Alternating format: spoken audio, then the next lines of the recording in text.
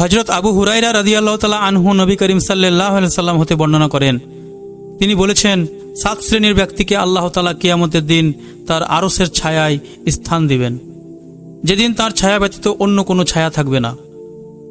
সেই 7 ব্যক্তিরা হলেন: 1, ন্যায়পরায়ণ শাসক।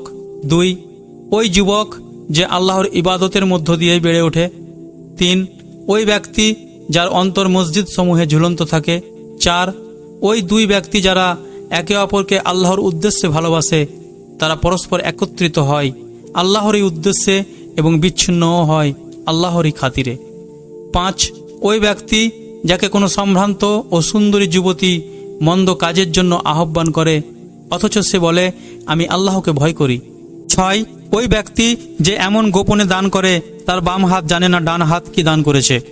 7, ওই ব্যক্তি যে নির্জনে আল্লাহকে স্মরণ করে আর তার চক্ষুদ্বয় অশ্রু প্রবাহিত করে।